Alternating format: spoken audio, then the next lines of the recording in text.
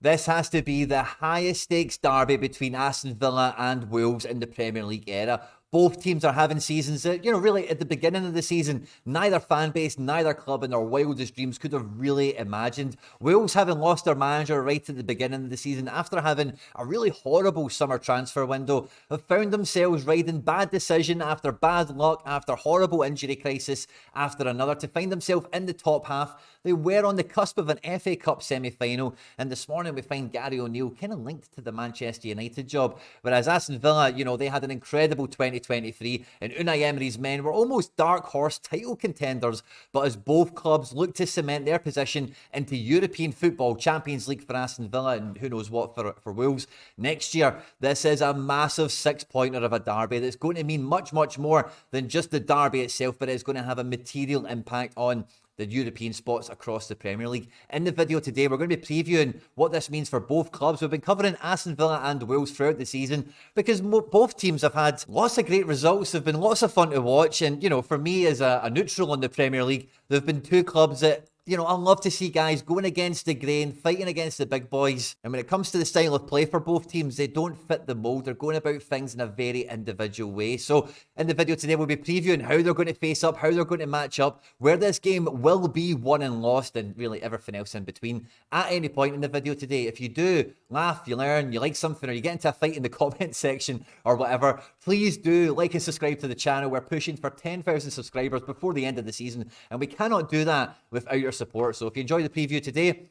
please hit the subscribe button for more and get into the comment section and let me know who do you think is going to come out on top of this one, because the first derby we had between these two teams earlier this season, quite frankly, almost put me to sleep. It was a game both teams were set up pretty strong and both teams did come into this game with a degree of confidence, but with Aston Villa also having European football, Wolves being at home, they kind of, Aston Villa definitely come into this game a wee bit more trepidatious than normal. Like we can see, it was essentially five defenders, a back five out of possession that they played, and they were looking to counter-attack Wolves whenever they were forced to come up the pitch. But this game was marred by the red card, VAR, refereeing decisions, and all the rest of it. A couple of injuries to Wolves players. But ultimately, for me watching it, it was a real drag. It was a real difficult game to watch. And really, nothing separated the teams on the day, and it did finish a draw. This time around, though, I think things are going to be completely different. If we look at the way we expect Aston Villa to line up, Unai Emery is moderately predictable. It's just what kind of combination is he going to go for? But with the injury list that, Aston Villa have had probably the most underrated injury crisis so far this season.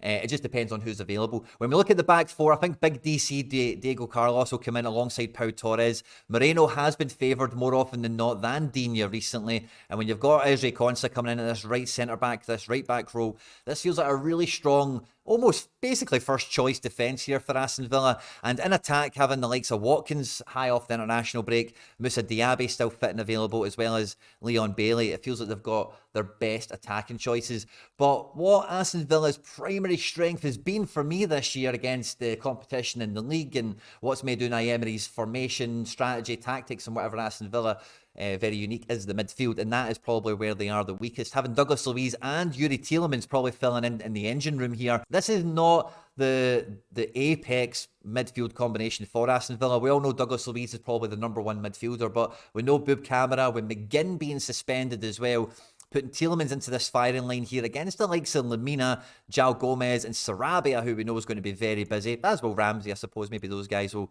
be kind of running around areas of the pitch causing each other problems.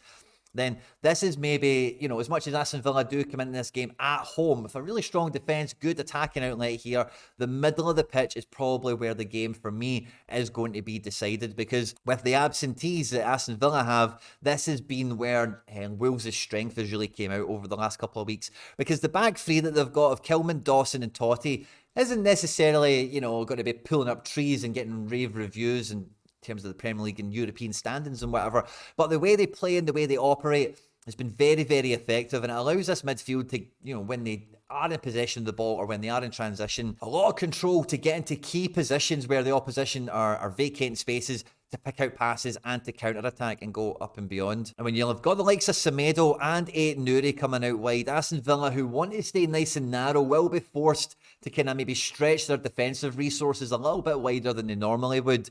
So for me, this is a game that first and foremost, we have to be looking at the midfield and exactly how are both teams going to be travelling up the pitch, because I do think that Wolves being away from home will probably favour travelling through the centre ground a lot more often than Aston Villa. Because typically when we've got this defence here, we'll normally see Aston Villa in possession, kind of not quite go into a back three as such, but they'll let the fullback, they'll let the left back go much higher, maybe try and take Semedo and keep him penned in that regard as well, which will allow Ramsey to come up here and just say maybe you get some of these midfielders tracking back and doing that kind of thing. But this is the game that Wolves want to play, because Wolves want to counter-attack, they want to play in transition, they want you to get high up the pitch, try and create some chances, and then they want to quickly turn the ball over and try and play it into possession, into counter-attack. For the likes of Bellegarde in this game doesn't offer the same threat as Hwang or Neto, so the Aston Villa defence might be feeling a little bit more confident coming into this, but certainly Cunha has been one of the stories of the season. He's just about maybe fit for this game on his starting. He himself can cause a lot of problems into this defence, but it is going to be, can Sarabia, can Bellegarde on the bench? It's very thin for them. Can they get up and support, and can they cause problems? Because this whole Aston Villa defence, Pau Torres, Big DC and Konsa, have had injuries this year, and if you can get these guys running, turning, facing their own goal and putting balls in for the likes of Cunha and Sarabia to go on, because out of possession this will probably look a little bit more front three-ish. Bellegarde, and who else have we had in that position? I think it was Nuri, actually, not that long ago. They just want the tip of the spear up here to be pressing and causing a lot of bother in possession, so that the likes of Sarabia and Cunha, you know, can maybe capitalise on a mistake and they can quickly turn and burn with three in attack. But it's hard to imagine Cunha playing the full 90 minutes here. So as much as I do feel that Wolves will have the superiority in the centre of the pitch, and with Semedo and Nuri, honestly, a very underrated fullback combination so far this year, they'll give Aston Villa much more of a problem than what they're used to. But if Cunha doesn't get the 90 minutes, and if Wolves don't do something early in this match, I really do worry about how many goals they might get in this game, because the back three, like I've mentioned already, it's got a lovely kind of wee shape it goes into. Kilman, who's known as being like a futsal player, or what was the other thing he did before he became a professional player, they like him to kind of step up, and it's like almost like an L-shaped back three we get. He kind of covers into these type of areas here. Totti can do the same thing as well. And Dawson is basically much more like a sweeper. And if Totti and Kilman do get a bit adventurous, if they are going to try and, you know, come up a bit higher, allow the midfield to get a bit higher up the pitch, which makes it a bit easier to get support to the likes of Cunha and Bellegarde from out wide, then these are the sort of pockets, these are the sort of holes, especially on Aston Villa's right-hand side. If Leon Bailey, Moussa Diaby and Ollie Watkins are all starting an attack, then you can see it's going to be a mad chain reaction on this right-hand side. Interplay between Diaby and Bailey, with Watkins just looking to peel off the sweeper here and trying to finish things off. As well as, when things are coming down the left, we know Watkins is really good for going over there and facilitating, but the other player in this attacking position, in this case Diaby, has that freedom to go over and overload into these little pockets as well. And when you've still got Bailey on this side here, I think Aston Villa have got so much pace in counter-attack. Counter-attack is really where both of these teams want to be playing for the most part. And I think that was a big part of why the first game was a bit of a stalemate. It was quite boring, because neither team really want to have possession. They would rather you had it. Aston Villa are definitely way more comfortable in possession than Wolves are. But again, they want to transition quickly with the likes of Bailey, Diaby, Watkins, maybe Ramsey, if he can get in amongst it as well, and try and put some chances away with a couple of passes. Aston Villa have caught more players per match offside in the Premier League than any other team this year. So Unai Emery's defence for me feels very well set to deal with this Wolves team that really only has Cunha as its main threat, even in their, you know, their desired route to goal, that counter-attack, that transition. I can see Aston Villa unlocking a lot of offsides on Wolves, but when you play the offside trap, you run that risk of the trap being broken and players getting through. And I do think Wolves are probably good to get a goal, maybe two in this game, because it's a derby, maybe some decisions, free kicks, penalties, whatever go against you. But I can imagine the likes of Semedo and Nuri, with the pace that they have, I can imagine these guys getting in support of the likes of Bellegarde and Cunha if they were to turn the ball over, or if they were to break that offside trap like I was mentioning. João Gomez, Lamina and Sarabia are very good at playing that eye-the-needle pass to try and break the trap, to get Cunha, Neto, who's not playing, Hwang, these guys into grass, running towards the goalkeeper one-on-one for these kind of square balls for tap-ins and stuff like that. So I do feel that Wolves do have a genuine goal threat in this game and probably do score. But for me, I really do worry about how many goals they could concede, because unless it's Kilman, Dawson, Totti, and I know we're going to see this for large parts of the game, they're going to bank in with the 5. They'll have the 3 kind of protecting. You're going to see Cunha doing the suicide job here, Bellegarde maybe dropping in.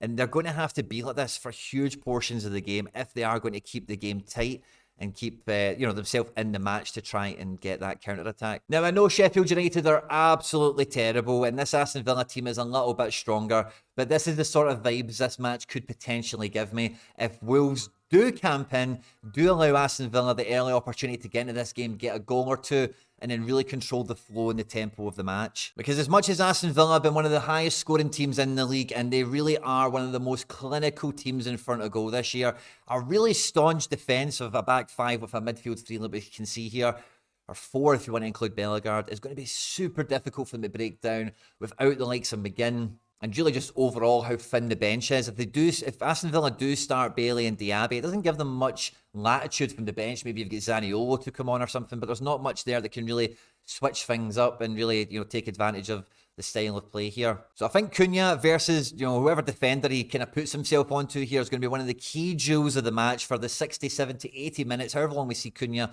actually feature in this match.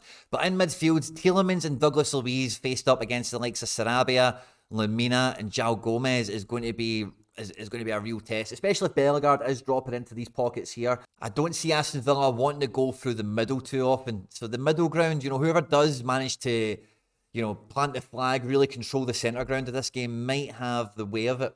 Because really, if Aston Villa don't get much headway, if Tielemans can't be creative through the middle, if Douglas Luiz is too deep to really play those eye-the-needle passes further up higher the pitch, if Ramsey kind of finds himself lost in crowds, then Aston Villa are only really relying on pace and ingenuity and guile and flair from the likes of Bailey and Diaby to try and unlock a bit of space to play the ball into something like Watkins or Ramsey, whoever else might be kind of flooding into the box for a goal, unless it's something like Tielemans hitting a screamer from 30 yards. So there's a lot of pressure on Villa to get something done in the middle of the pitch here so that they can, pull these players like Lemina and Gomez further away from the defence to create these little pockets so that they can try and play runners in and behind the spaces that the back 3 are going to show up throughout this game. I think Aston Villa are always likely to score 2, 3 or 4 goals, especially at home this season in the Premier League. So this game for me really does come down to the starting 11s, the first 45, the first 60 minutes, because I think beyond that, the lack in depth and quality from the bench, the game is probably going to fizzle out and try, whoever team is in control of the game, just look to hold on to what they've got and see the result out a little bit more than perhaps normal